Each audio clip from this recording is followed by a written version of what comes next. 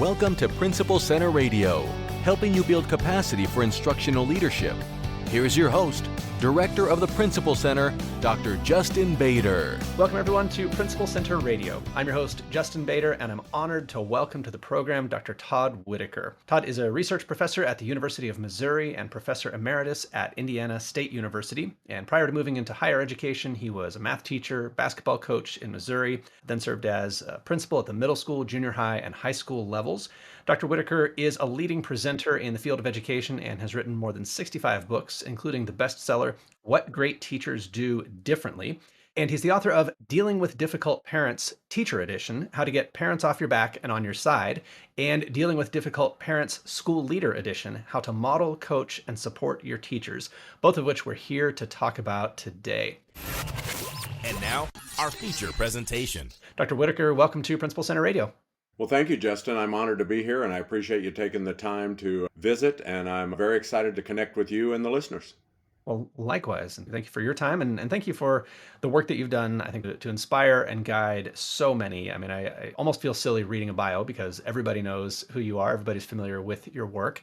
And I wonder if you could take us into kind of the origin of these two books. Well, it's also fair. My first book was dealing with difficult teachers, so I'm not a one-sided guy. I'm really I try to be on the side of right. And one of the things that I think is also really important to keep in mind, when we generalize, we never solve problems. You know, the problem isn't teachers. The problem may be this one teacher. The problem isn't students. But I'm not pretending there isn't a student that's highly challenging. And the problem isn't parents. However, the problem can be this one parent you're getting ready to meet with. So I want us to always think of it that way, if that makes any sense. And my book, the first edition of Dealing with Difficult Parents, was, I think, my third book. And it's really because I was a principal and I realized I had to teach my teachers how to interact with parents, because I don't want them to lose confidence if they interact with parents incorrectly. I'm never worried about the teacher interacting with a parent and the parent coming to see me mad. I actually like it. I need stimulation. And so an angry parent isn't a problem. But do you see, especially a newish teacher or a newer teacher, if one of their first parent contacts is negative, potentially they become afraid of parents. And I understand that. I'm not even critical of that. And I don't want them to feel that way. And I've learned the real key to help people with things is to be very specific. I don't want you to guess. You know, it's sort of like one of the things I like to say to my teachers, I'm not smart enough to think of two things that'll work, but here's one just in case. Because people don't need three things that work, but they sure would like to have one thing that works. And it's really teaching them specifically what to say, kind of how to say it, literally where to sit, how do you start the conversation, how do you end the conversation, and all of those things seem to be helpful for the teachers. And I just wanted that because I don't want us to be afraid. And I also want us to realize the vast majority of parents support schools, are great advocates, work well with kids, but we're kidding ourselves if we think it's 100%. And the 1 or 2% can make us afraid to go to work, can make us afraid to contact any parents, can make us nervous about that. And I don't want people to come into work with that level of doubt or concern. I think that's unfair to people who care and try as much as educators do. I know these are second and third editions, and this is not a new problem that you are tackling, but it does seem to be a perennial one that you are not afraid to name, that some parents sometimes are difficult. Take us into the nature of that problem a bit. Right, yes. But I also don't want to get confused in the fact that the better you are, the less that happens to you. You know, I mean, you don't have near as many people, parents out of control, complaining about the three best teachers in a school. But I'm not pretending it could be zero, but it's very seldom. So you also at the same time are working on building the skills of the teachers in the classroom in terms of teaching and learning, in terms of interaction with kids, or else what happens is we never solve problems. You know, I'll work with teachers and I'll ask them to list characteristics of difficult parents, and I'll work with parents and ask them to list characteristics of difficult teachers, and it's like that's the exact same list. And it's just because we're all people, you know, I mean, we're just all people, and the traits we have that aren't the best, sometimes we carry them with us in all settings. And so that's kind of where that comes from.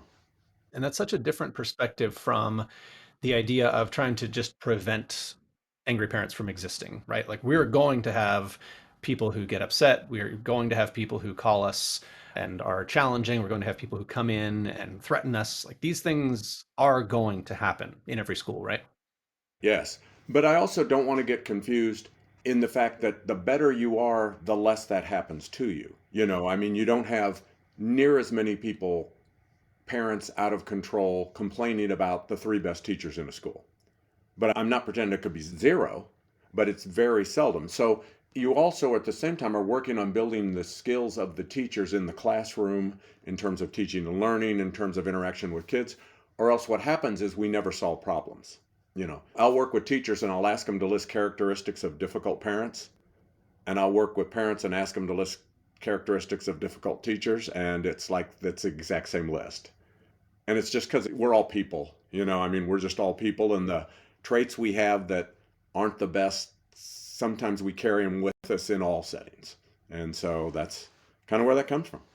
Well, let's start with the perspective of, say, a new teacher, or maybe a teacher who's new to your school. What do you want them to know about dealing with parents so that even though this is not a problem we can completely prevent, we have fewer people who come to us upset. We have fewer complaints. We have fewer challenges to what we're doing and more support, and people are happy with the experience that their kids are getting. What do you want teachers to know? I think there's a couple of things. One of the things is just really directly related to parents, that we need to build a relationship before we need the relationship. And the concept of understanding back to school night, open house night, whatever you call it, meet the teacher night, they're called different things in different places. And one thing I work with on leaders, if you have something like that, have it before school year starts. Don't wait till the third week of school. Because if you do it before the school year starts, you're still undefeated. And so's the parent, and so's their kid.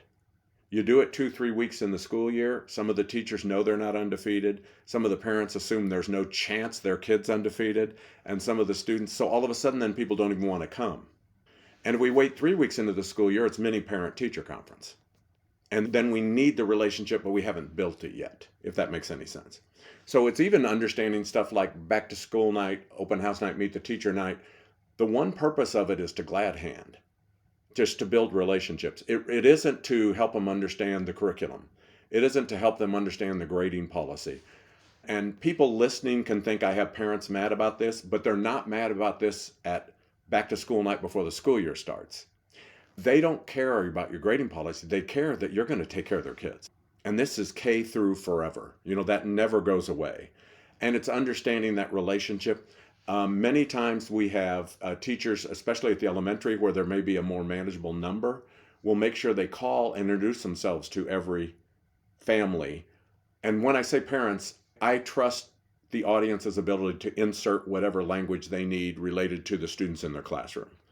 But if I say parents slash grandparents slash relatives slash, it's non-readable. I don't use he slash she in my reading because I think it's non-readable to people, and it's everybody can translate this. So keep that in mind, that I am sensitive to it. I'm just also sensitive to the reader to try to make it make sense. If you call and introduce yourself to everybody and just tell them how excited you are to have their sons, daughters, children in the classroom with you, that's a way to build the relationship even before you have back to school night. One of my schools, my last school, had 1,350 middle school kids. And we had, before the school year started, we had a group of kids, not supervised by teachers, supervised by parents, that they called and invited 1,350 families to open house night.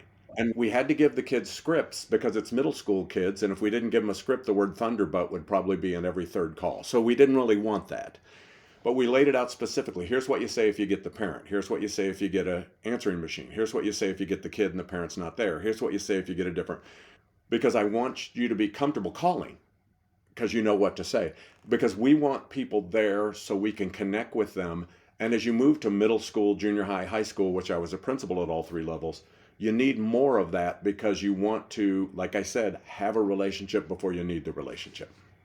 I think that's so crucial. And we were on the way to school today, and my younger daughter, who's in seventh grade, said, "Oh, hey, did you get a call from so and so? One of her teachers, or one of the teachers at the school who may not even be one of her teachers."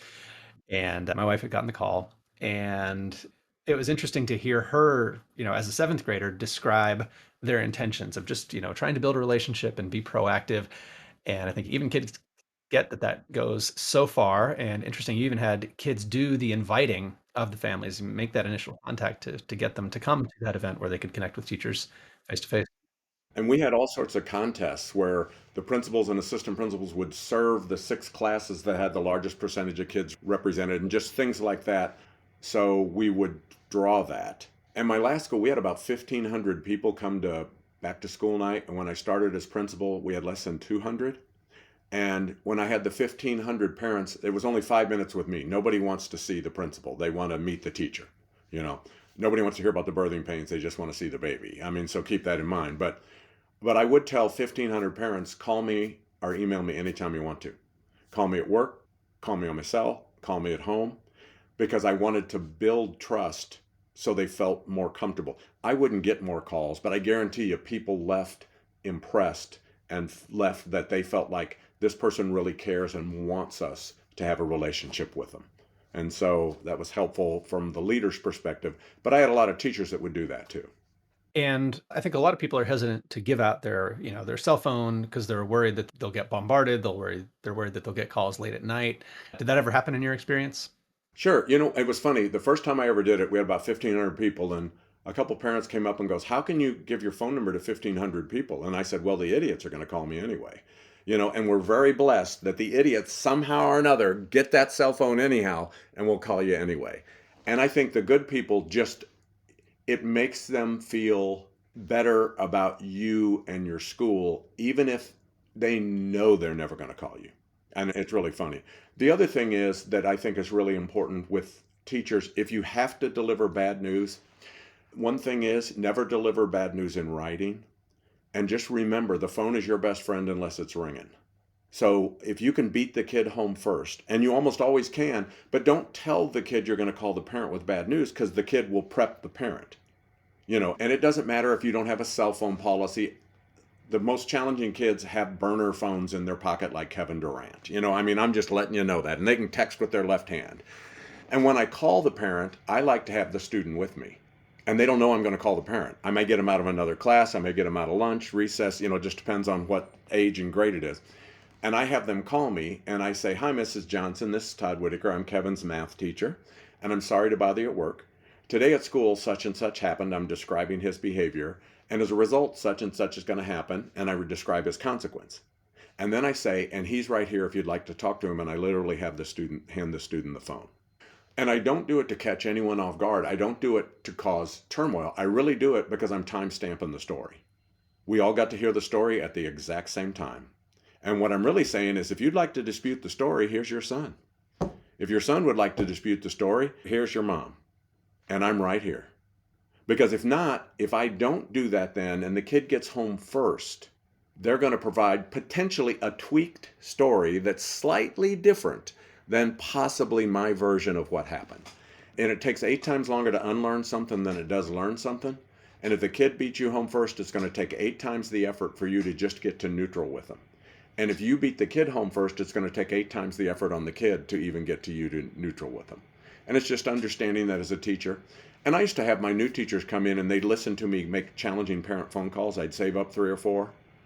Because I always want all my teachers to understand every phone call you ever make, you always start with the same stem. Every phone call you make, same tone, same manner. It's always professional. It's not personal. But professional can be kind, loving, caring, friendly, nice, supportive. You don't want to call a parent and start off with good news, because the next time you call, if you don't start off that way, they know it's bad news. And I do never want to set that tone. And I want my new teachers to hear me always use the same tone. I always have the same stem. I never get rattled. I never get defensive. I never get offensive, because they can't be that way in the classroom either. And I wanted them to hear that and also do something. And it's funny because a lot of principals think, well, aren't the teachers evaluating you when they're doing that? Well, they're evaluating you every day anyhow, aren't they? And I'd rather you evaluate me by watching me than evaluate me in the teacher's lounge. And so it's just helping them realize how we can handle this, how we can maintain control, how we shift to focus on the future. If a parent and I do not agree on a decision, instead of continuing to going in circles about that decision, we focus on the future, meaning what can we do so this doesn't happen again?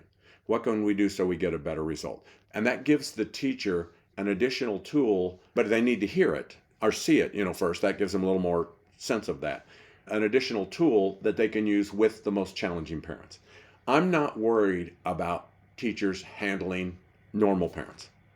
I don't write books called How to Get a Parent You Wish Would to Be a Little Tiny Bit More Involved During Parent-Teacher Conference. I don't write that book because we're not afraid of that.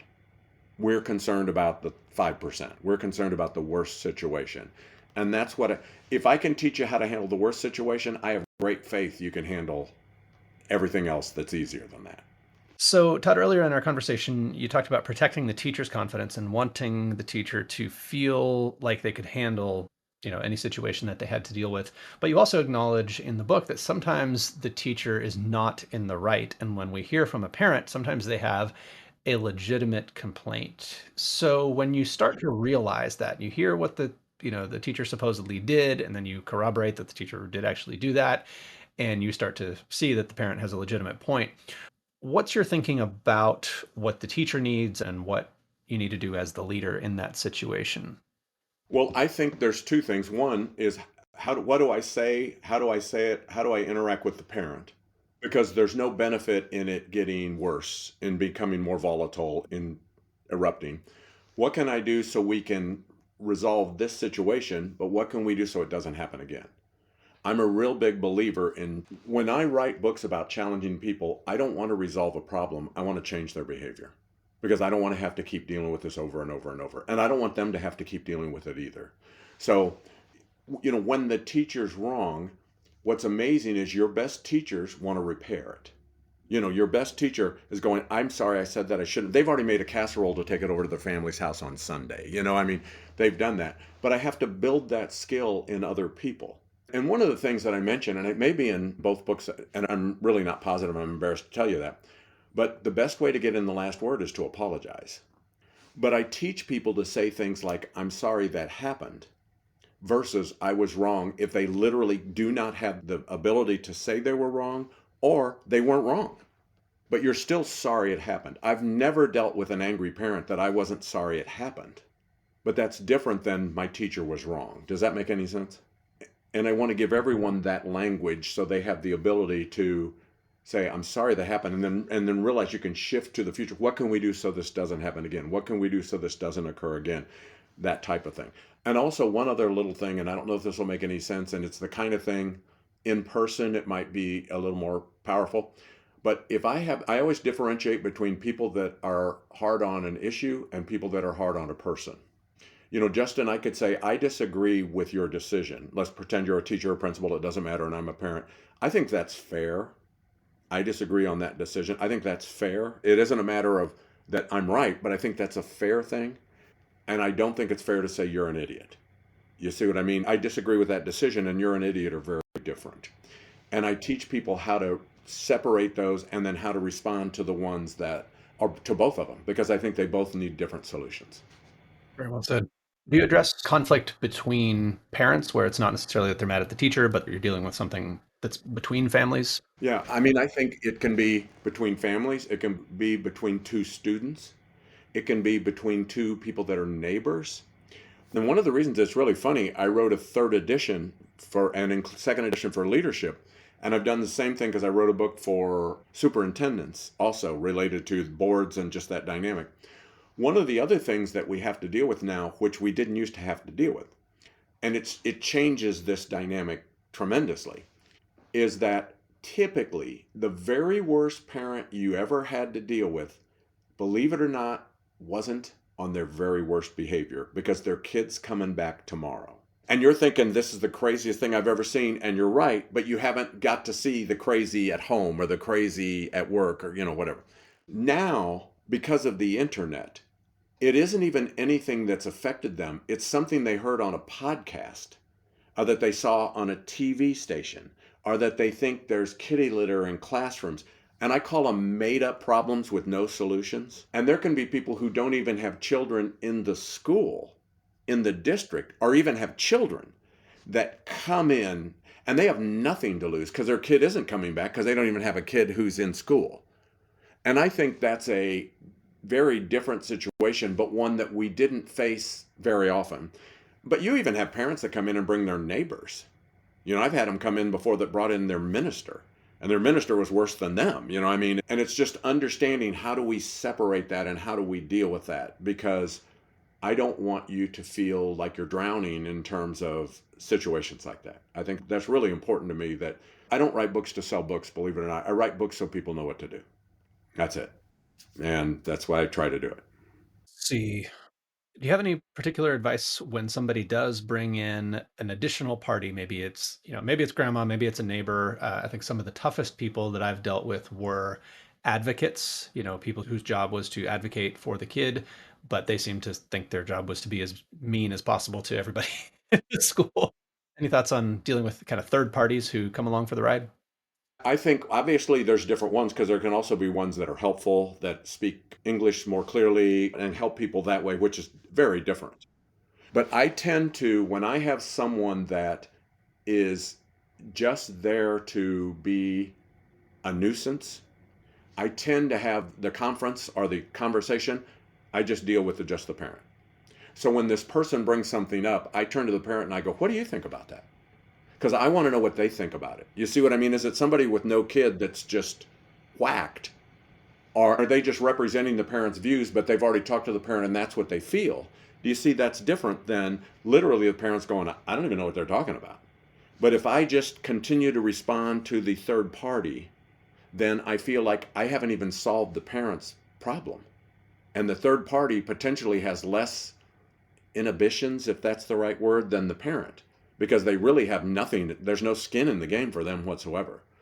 But I'll say, so what do you think about that? How do you think about that? How would you handle that? Would you agree with that? Do you feel like this is because if it is, do you see, I need to sort that out. I'm not even trying to put them on the spot. I'm really trying to sort out, what are you thinking?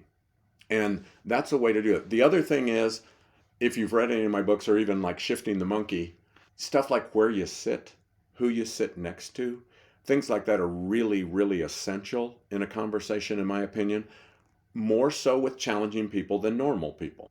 I mean, it is. And understand this, never keep a desk or a table between yourself and a belligerent person because it empowers them. Always sit next to them. I call it the sidle up, and I thought of this before Jerry Seinfeld did, so just keep that in mind. The sidle up, because if you think about monkeys, we have them on our shoulders. And if I'm sitting right next to you, look how easy it is for the monkey on me to get on you. But if there's a desk between us, the monkey can't reach it. The monkey can't reach it. It's too far away. And negative people want a line in the sand. Their dream is a line in the sand. And when you're across from them, that actually empowers them. When you're next to them, that actually makes them less comfortable. So in any situation, I always sit next to whoever I think is worse. So if they bring someone in, I sit next to whoever I think's worse because that'll make that worse person. And I'm always nice and friendly. The friendlier, kinder, and nicer you are, the more discomfort it brings to them. Now, I wonder if we could get very specific about this in let's say we're talking in the principal's office. Now, I'm calling my office. I had probably an overly large desk, an overly large file cabinet that would have killed me if I had opened two drawers at once. I had a conference table that was probably slightly too big for the room, and I had probably too many chairs. Should I have gotten rid of the conference table, or how do we physically set ourselves up to have these conversations where we can sit side by side? My favorite thing, if I can, is that let's pretend, and most people have a desk and that's okay. And it doesn't matter if you normally sit behind it when no one's around. None of that matters. I'm not judging that. One of my favorite things is, let's say I have a chair behind a desk, a traditional way, and I have two chairs on the other side. So when the parent comes in, I immediately, the best parent, an average parent, a parent I don't know, a parent I know a lot, the parent that I think is the most confrontational, no matter who it is, I treat everybody as if they were good. Because good people like it when you sit next to them, and bad people don't. So I treat everyone as if they were good. So I sit by everyone because good people like it and bad people don't. So no matter what, and they don't know. And I like being behind the desk when they come in because then they're not ready for me when I walk around and sit right next to them. And the same way, if I have a parent acting a fool in a basketball game, the first thing I do is I go sit right next to them and I treat them as if they were good. And you'd be amazed how that takes care of 90% of the problems, but it doesn't take care of 100%. But if I just stand down here, there's no such thing as leadership osmosis. I can't just stand down here and stare at the parent and think that's going to fix them and make them to apologize and turn in their season tickets. But when I go and sit next to them, look who becomes comfortable. The normal people who were uncomfortable with this parent acting like a fool because now I'm there and it takes the pressure off of them. It shifts the discomfort from the normal people to me.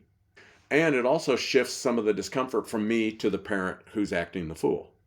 But they'd love a line in the sand. Think of any age kids. If kids want to fight, I'm thinking of boys, but it could be girls too, and they want to fight. Very seldom do you have a boy walk up or a student walk up and just punch the other student with no provocation. Almost always, Justin, you come up and you go, why did you say that? Why'd you say that about my girlfriend? And you push me or whatever. And you're always chest to chest. You're always face to face in terms of that. And I go, what do you mean? And I push you. And then what do you mean? You see what I mean? And when you don't have that, it's harder for you to generate your own money, your own anger.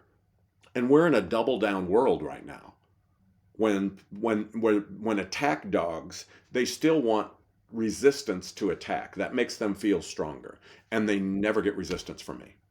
They never. If I suspend their kid, I go, I am so sorry about this. I am so sorry.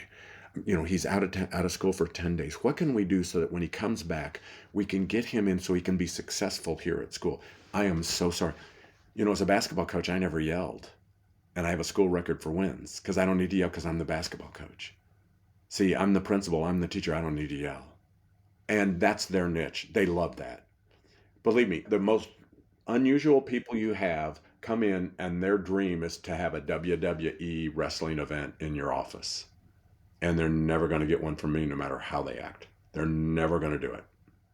That doesn't mean after they leave, I don't think what an idiot, but I'm never going to do that while they're there. And it's teaching teachers that. And what happens is sometimes we have people, they student taught with someone average, so they act wrong. They grew up in a home where there wasn't correct interaction and they're currently a teacher and they interact wrong. And I have to teach them how to do it right. They want to be good. I mean, people want to be good. It's easier to teach people than you think because they want to be good. The kids want to have friends. The kids want to be liked. The teachers want to have friends. The teachers want to be liked. Teaching's hard. If you're a master at classroom management, teaching's hard. If you're ineffective at classroom management, teaching is overwhelming. They want to be good. And it's just teaching people that they want to be good. We assume, the first thing I always say you have to sort out is, are people ignorant or insubordinate? And we almost always think they're insubordinate. They're almost always ignorant. The fan acting the fool up in the stands many times doesn't even know they're acting that way. They don't even know it's wrong. This is the household they grew up in. This is what their uncle, dad, brother, sister, mom, whatever did to them. And I have to teach them a different way that will lead to better successes. Or I can't allow them to be in the gym. Thank you so much for the work that you do, Dr. Whitaker, and for the many books you've written, the presentations you've given that have touched thousands and thousands of people. And thank you for your time today. So toddwhitaker.com. The books are Dealing with Difficult Parents, Teacher Edition, and School Leader Edition. Dr. Whitaker, thank you again for joining me on Principal Center Radio. It's been a pleasure. Thank you. Appreciate it. It's an honor for me. Thanks for listening to Principal Center Radio. For more great episodes, subscribe on our website at principalcenter.com/radio.